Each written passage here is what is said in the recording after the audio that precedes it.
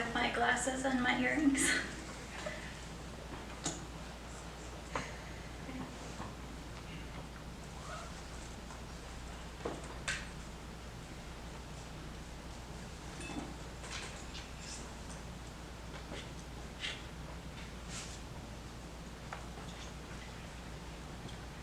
Alrighty.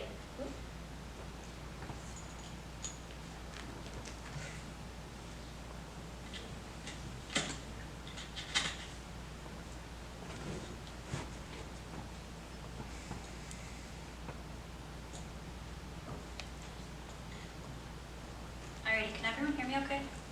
Yeah. Okay. Alright. According to the CDC, 1 in 5 people have mental health problems. Therefore, out of the 5 of you, you, ma'am, would be the crazy one. And if you talk to yourself, that's fine, I do too, but if you talk back to yourself, I'm going to need to recommend you to my therapist. As I walked into this room today, you may have noticed 3 things about me. I have blonde hair, the cutest pants, and I have obsessive compulsive disorder, or OCD. Secretly, I like to say that I have CDO. It's OCD only in alphabetical order, as it should be. In 2016, according to the National Institute of Mental Health, approximately 44.7 million people suffer from mental disorders in the United States alone, 2/3 of whom, according to the World Health Organization, don't seek help out of embarrassment, neglect, discrimination, or negative stigma associated with mental health. Misrepresentation of mental health can be detrimental to everyone. We first need to examine the overuse of disorder terms, and second, the excessive depiction of violence in media. The overuse of disorder terms in society, especially those regarding mental health, is problematic. Semantic satiation, or overusing the words to the point where the listener believes that they are hearing a combination of non-coherent syllables, deprives the word of meaning. This concept can be applied to the repeated use of mental health slang terms in our daily life. If we use words like crazy, insane, or that's so OCD, the depth and the severity of their symptoms surrender their meaning. After all, according to a National Mental Health Association survey in 2001, only 55% of people without depression believe that depression is a serious illness and isn't something that people can just snap out of. Compiling this issue further, society seems to be preaching mental illness as a joke, thereby teaching the sufferers to view their illness as a joke, repeating the cycle of silencing those who are suffering. An Atlantic article written in 2015 titled "OCD is not a quirk" discusses how outsiders view OCD as a cute and positive trait, since it deals with maintaining a clean and organized environment, completely disregarding the emotional stress behind the disorders. People are even using acronyms, such as OCD, to make jokes about anything from obsessive Christmas disorder to obsessive crafting disorder. Everyday crazy, ADD, and OCD jokes are becoming our social norm. They are placed into daily conversations, TV episodes, and even movies. Misrepresentation of mental health in film is becoming a problem too. There is a negative light shown on how the mentally ill treat others. Recently, I watched the movie Perks of Being a Wallflower, released in 2012. Charlie, the main character battling severe depression, breaks into a fight with some upperclassmen who are picking on his new friends. Although violence could occur, this movie, along with many others, depict the mentally ill as primarily violent. According to James M. Knowles' paper titled "Mass Shootings and Mental Illness" in 2015, states that the mentally ill contribute to only 3% of violent crimes in the U.S.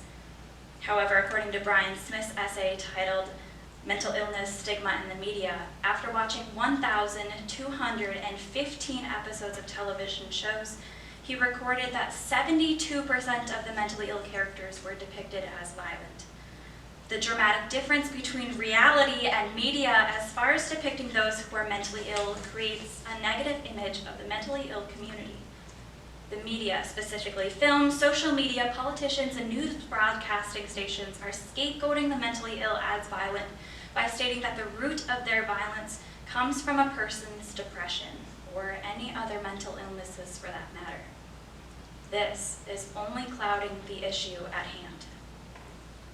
About 10 years ago, I was officially diagnosed with obsessive compulsive disorder, anxiety, and then later depression. Immediately after the diagnosis, I was placed on medication and I attended monthly therapy sessions to aid me in coping with the disorders. Although my obsessions can be useful at times, these compulsions waste my time, emotion, and energy. Ruby Wax in 2012 gave a TED Talk making fun of mental illness. She explains that if someone were to have a broken leg, they would receive flowers and cards and many visitors while at the hospital. While she was later hospitalized for her depression, she would get phone calls telling her to cheer up because she hadn't thought of that before. When someone breaks their leg, others would want to see an x-ray. But when somebody is mentally ill, it can be embarrassing because it doesn't seem like a physical disability, even though it's just an imbalance of chemicals in the brain. Wax states, "How come every other organ in your body can get sick and you get sympathy except the brain?" Feeling ashamed of the mentally ill may doubt how severe their symptoms are, and they may even go as far as to avoid seeking help. So how exactly do we combat this epidemic? Michael Friedman, a clinical psychologist, states, "The stigma of mental health is perhaps the greatest barrier to care. It is preventable, and by doing so would reduce suffering, disability, and global economic burden. Therefore, to stop the stigma, we need to first prevent the use of jokes. Refrain from using words such as psycho, crazy, insane, or phrases such as, 'I'm so OCD, I'm so bipolar,' or 'I'm a little ADD,' will allow the conditions to be given respect. No longer will we allow belittling people who are suffering, many of whom are sitting quietly beside you. Second, the media and films need to stop inaccurately depicting and blaming violent acts on mental illness.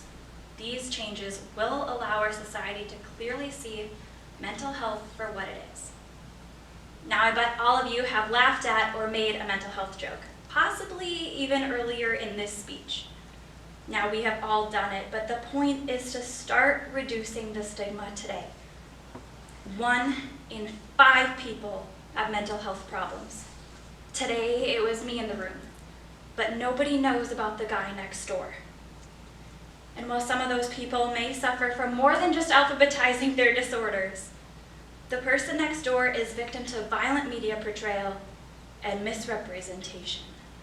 However, changing the representation of mental health by stopping semantic satiation and by encouraging Hollywood to accurately depict mental health, our society will finally be able to heal.